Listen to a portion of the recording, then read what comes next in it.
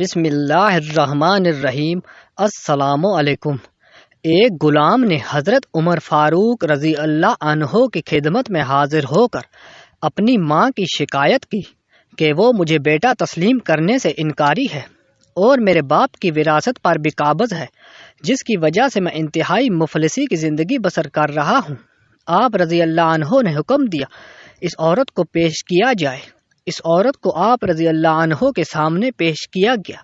آپ نے اس عورت سے کہا کہ تو اس شخص کو اپنا بیٹا ماننے سے کیوں انکاری ہے؟ وہ عورت بولی، یہ جھوٹ بولتا ہے اور میں باکرہ ہوں اور میں نے آج تک کسی مرد کو نہیں دیکھا، یعنی کسی مرد کے ساتھ محبت نہیں کی۔ آپ نے فرمایا کہ تیرے پاس اپنی بات کے گواہ موجود ہیں؟ وہ عورت بولی، ہاں میرے پاس گواہ ہیں۔ آپ نے اس عورت سے کہا، پھر تو اپنے گواہ پیش کر۔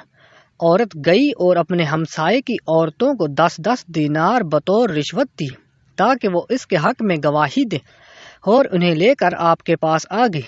آپ نے جب ان گواہوں سے اس عورت کے باکرہ ہونے کے متعلق پوچھا تو ان تمام عورتوں نے اس بات کی تصدیق کی۔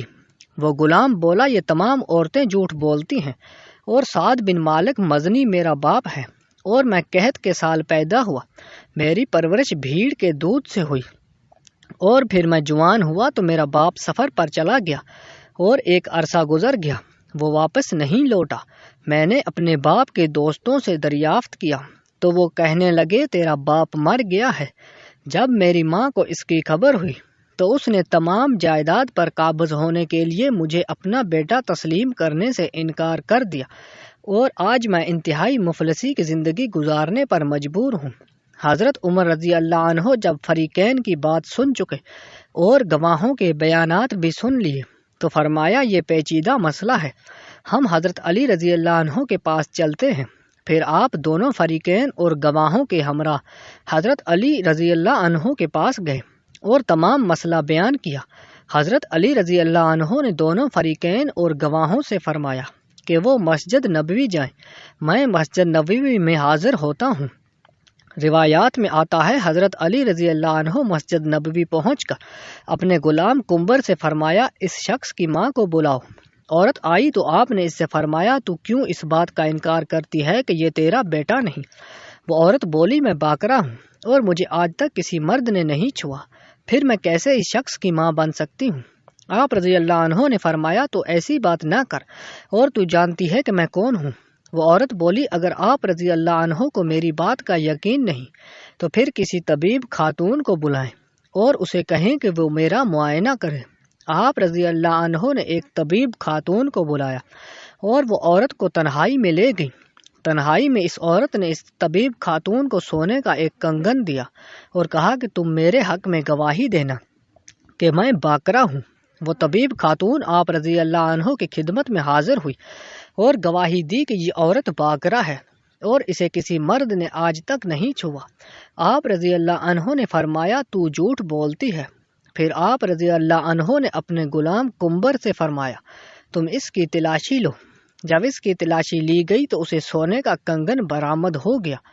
آپ رضی اللہ عنہ نے اس عورت کو بلایا اور فرمایا، تو مجھے جانتی ہے، اور جب کہ تو اپنی بات سے انکاری ہے تو میں تیری اس شخص سے شادی کرنا چاہتا ہوں، تو اسے اپنا شوہر بنا لے۔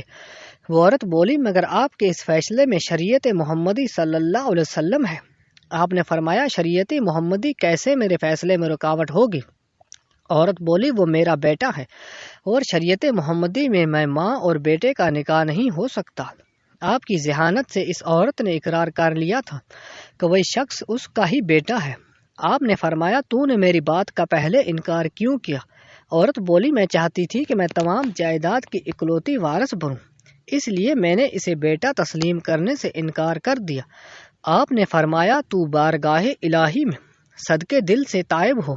ناظرین گرامی، آپ حضرت علی رضی اللہ عنہ کی ذہانت کا اندازہ اس واقعے سے بخوبی لگا سکتے ہیں۔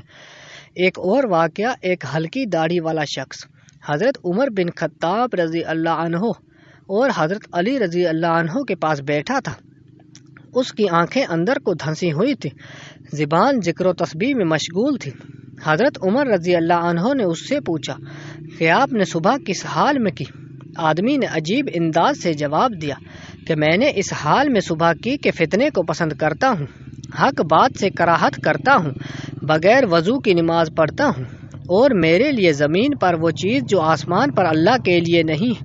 یہ سن کر حضرت عمر رضی اللہ عنہ طیش میں آ گئے اور اللہ کے دین کی خاطر انتقام لینے پر آمادہ ہو گئے۔